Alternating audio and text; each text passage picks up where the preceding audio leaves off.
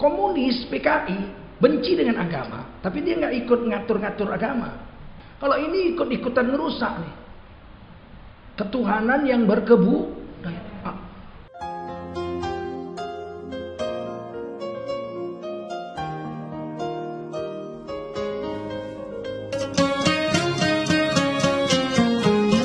Para ulama, tuan-tuan guru, bapak-bapak, ibu-ibu, hadirin wal hadirat yang dimuliakan Allah SWT. Hari ini ada Egis Purnama. Ya, di zaman digital ini dakwah bisa disebarkan ke seluruh dunia. Mudah-mudahan semakin banyaklah umat Islam yang follow, subscribe media-media Islam daripada kita subscribe media-media maksiat. Paling tidak orang-orang yang menonton acara-acara agama hatinya berubah jadi lembut, mendapat hidayah dan semua pahalanya untuk orang-orang yang menyebarkan dakwah itu.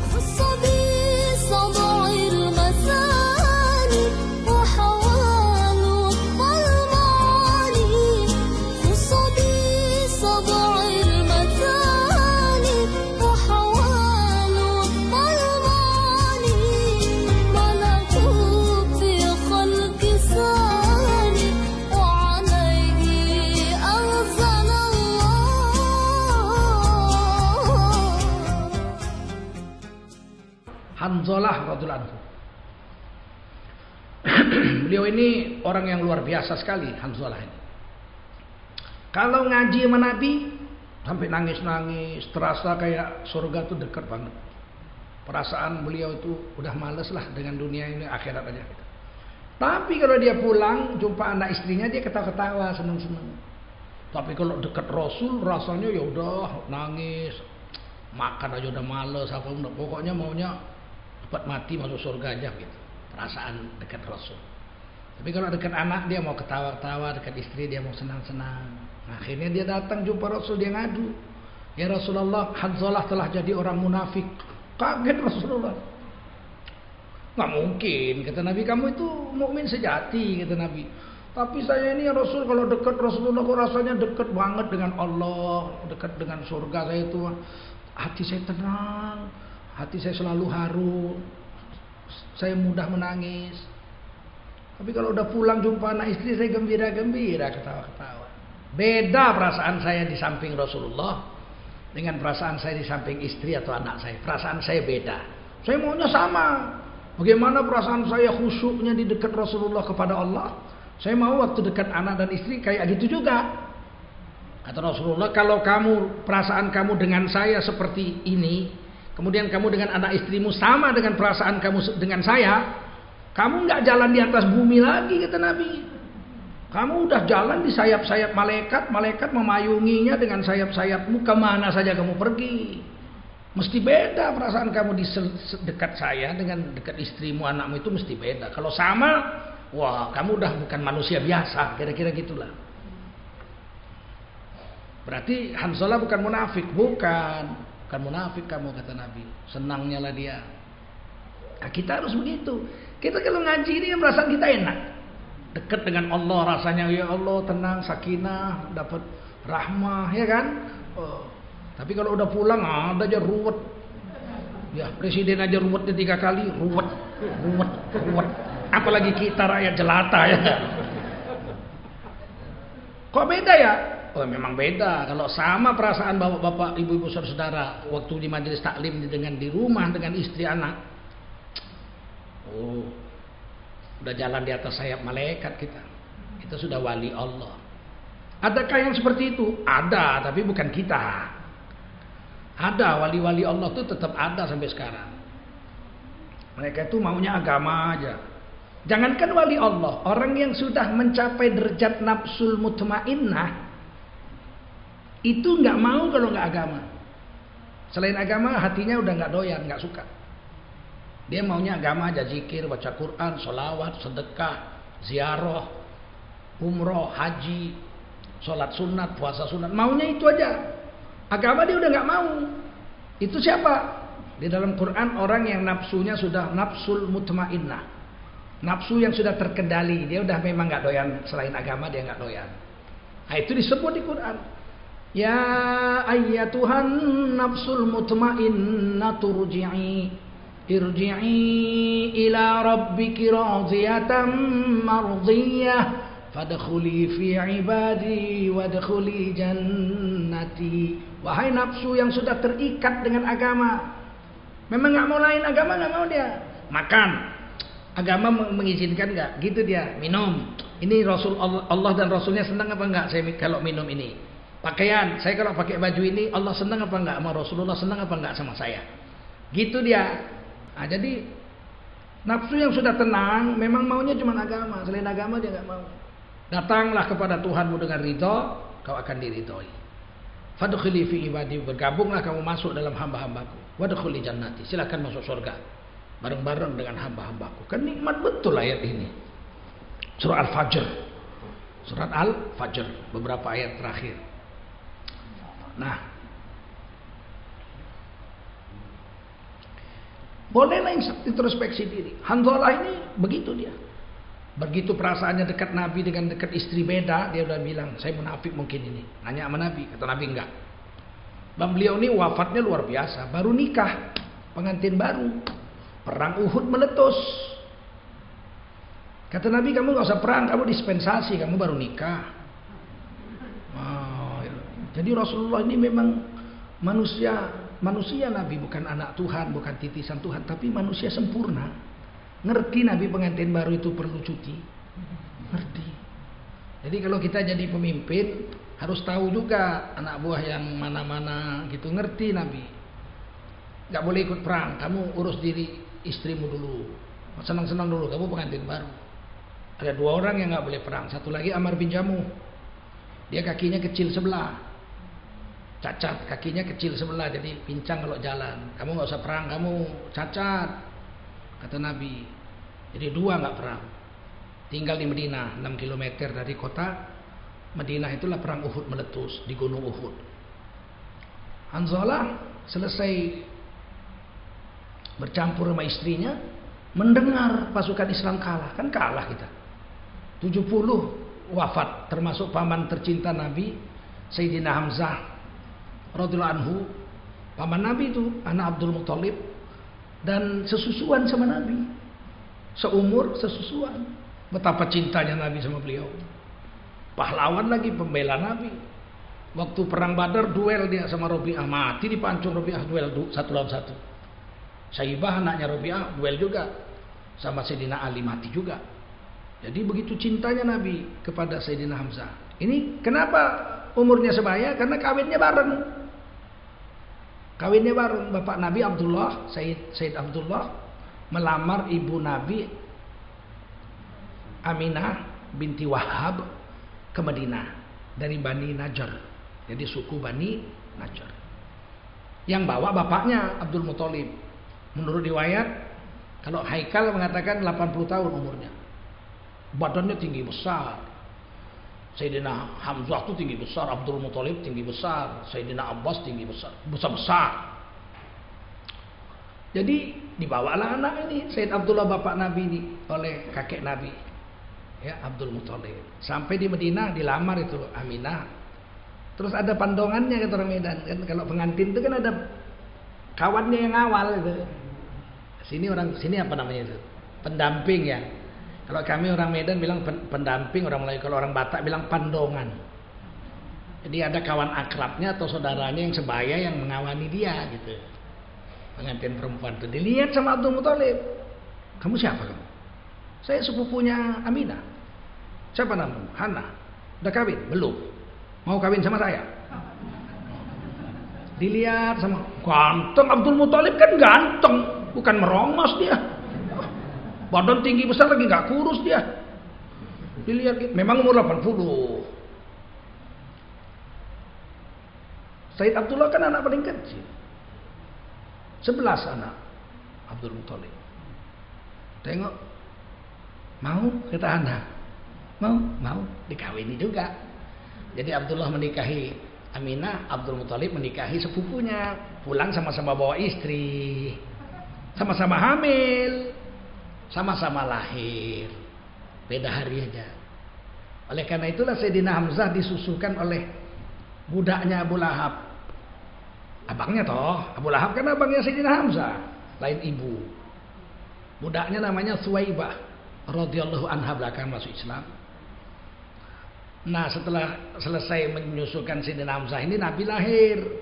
Maka Nabi pun disusukan oleh Suwaibah. Maka beliau ini Nabi dengan Sayyidina Hamzah satu susuan. Barulah beberapa hari kemudian dari pegunungan Bani Sa'ad, istri daripada Abu Zaid yaitu Halimatus Sa'diyah datang ke Mekah dan mengambil Nabi untuk jadi anak susu. Jadi ibu susu Nabi dua ibu susu Nabi. Tapi yang pertama itu yang menyusukan Sayyidina Hamzah. Maka Sayyidina Hamzah itu pendamping Rasulullah SAW yang paling dicintai Nabi. Wafat di Gunung Uhud. Nah, begitu mendengar perang kalah, Sayyidina Hanzalah ini bangun. Dia marah sama dirinya. Enak-enak aja kamu tidur senang-senang sama istrimu, sementara sahabat berguguran membela agama. Mau jadi apa kamu Hanzalah? Jumpa Allah nanti di hari kiamat. Bagaimana kamu? Langsung dia ambil untanya, ambil pedangnya, apa semua, berangkat perang. Nggak sempat mandi junub. Allahu Akbar. Begitu perang, nggak mau pulang lagi, dia perang sampai mati. Wafatlah beliau. Nah, pada saat itu Sayyidina Hanzalah ini dikubur. Kan orang mati syahid nggak dimandikan, dikuburkan sama darah-darahnya, sama baju-bajunya gitu. Maka 70 ini kuburkan di gurun pasir itulah, di tempat kita sering ziarah lah, Uhud, Gunung Uhud. Nabi pulang merombongan, istrinya nanya, mana suami saya? Oh, syahid. Oh, mati syahid, sudah dikubur. Sudah. Suami saya belum mandi junub, masih berhadas besar. Rasulullah balik lagi ke Uhud, dibongkar tuh kuburannya, basah seluruh tubuhnya. Rasulullah tersenyum. Aku melihat beberapa orang malaikat turun memandikan beliau dengan air Zam-Zam. Ini Hanzalah. Padahal perasaan beliau kalau dekat Nabi dengan perasaan dekat istri masih beda tuh. Bagaimana kalau sama gitu? Kita pun begitu kalau ngaji dengan kami, dengan para ustadz ini, perasaan ibu, perasaan bapak rasanya kok begitu dekat dengan Allah. Tahu-tahu jumpa suami sama dengan jumpa ustadz. Wah, ibu udah ngalahkan Hanzalah radhiyallahu anhu.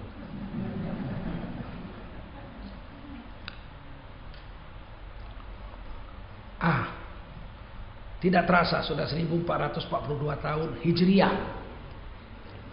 Mudah-mudahan kita termasuk mukmin yang sejati. Amin. Amin ya Allah. Ayat yang saya baca tadi surah At-Taubah ayat 20, 21, 22. Alladzina amanu, mereka yang beriman. Kita lah itu 1,7 miliar itu.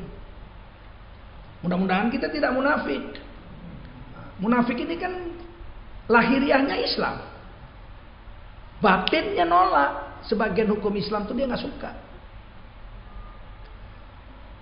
Maka kita disuruh berikrar tiap sholat, wa ana minal muslimin, inna sholati wa nusuki wa mahyaya wa mamati lillahi rabbil alamin, la syarika lahu wa bidzalika umirtu wa ana minal muslimin. Nah, sesungguhnya sholatku, ibadahku, hidupku, matiku milik Allah, semata-mata untuk Allah aja.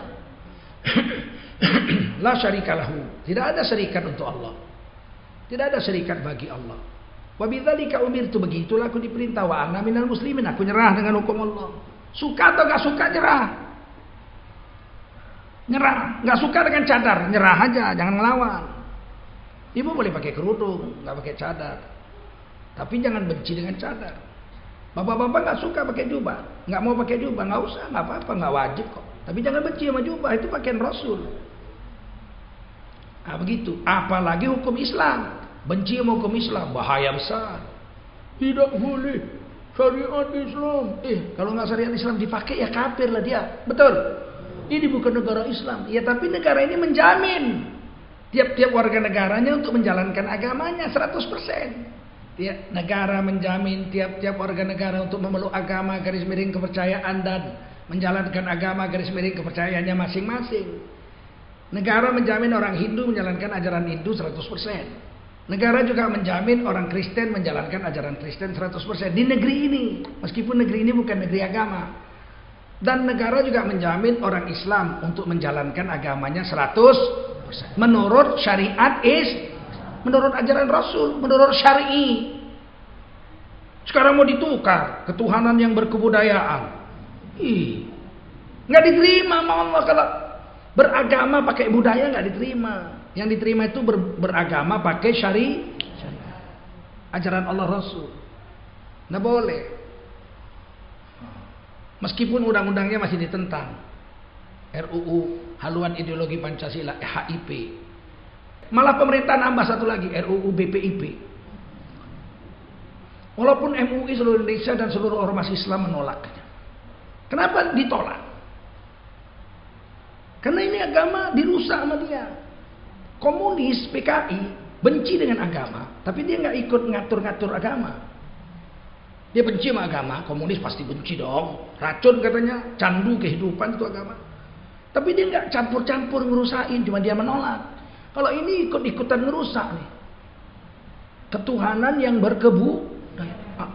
undang-undangnya belum full, tapi sudah dibuat. Di istana baca Quran, Isra dan Mi'raj, lagu Jawa, kan sudah dipakai itu. Betul. Sedangkan lagu Arab aja nggak boleh Quran kalau lagunya model-model romal. Model-model nyanyi tidak boleh. Tala'al badru alaina. Itu kan lagu Arab tuh. Udah 1400 tahun lebih. 1442 tahun waktu hijrah Nabi dinyanyiin lagu ini. Nggak boleh dipakai untuk baca Quran. Tiba-tiba mau dibuat itu. Sudah dibuat pun di Istana Negara waktu itu lagu Jawa.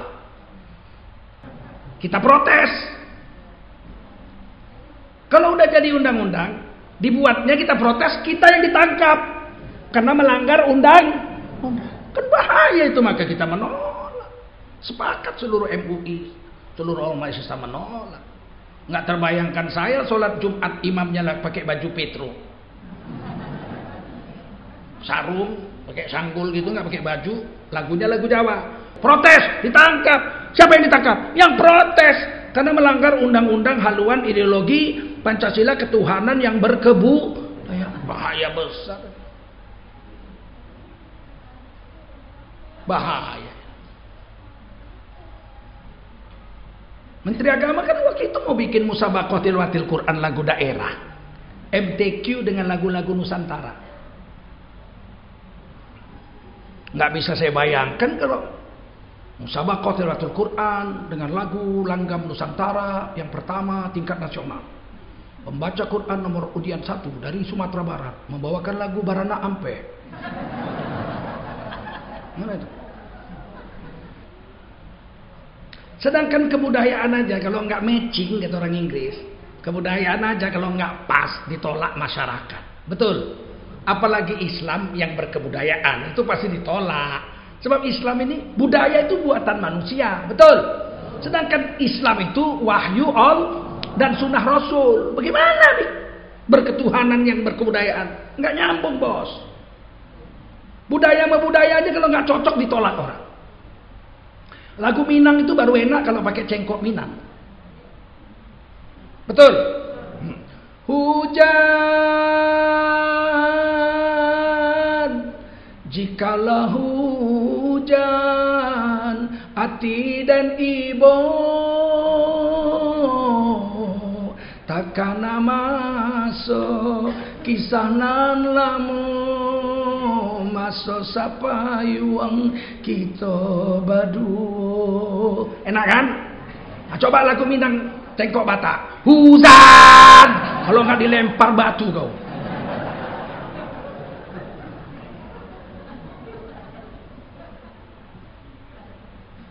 Jadi kita termasuk yang mana gitu? Oh, saya nggak mihak sana, nggak mihak sini. Itu bahaya besar. Udah yang penting adem. Kita jangan mihak sana mihak sini, kita netral. Netral itu nggak ada dalam Islam. Kita ini berdiri antara hak dengan batil. Kita harus menolak yang batil, menerima yang hak. Nggak sanggup menukar yang batil dengan kekuasaanmu, mulutmu. Mulutmu nggak sanggup, takut kamu ditangkap. Paling tidak hatimu membenci maksiat itu. Betul? Nggak boleh netral. Ada homoseks nih malam-malam jualan nih, bencong. Om, pakai kami dong, gitu kan. Terus anak-anak muda remaja Masjid Ittihad marah, diusir itu malam-malam, terjadi pertengkaran, ribut. Datang kita apa? Saya itu netral, nggak pihak sana, nggak pihak sini. Gondolmu. Berarti kau anggap homoseks dengan yang menentang homoseks kedudukannya sama, betul? Nggak bisa, minimal hati kita kemari, betul? Ke yang melawan itu. Dan itu wadzalika ad'aful iman. Itu iman paling lemah. Kalau benci pun tidak, jangan-jangan kamu munafik. Udah dicabut iman dari dadamu.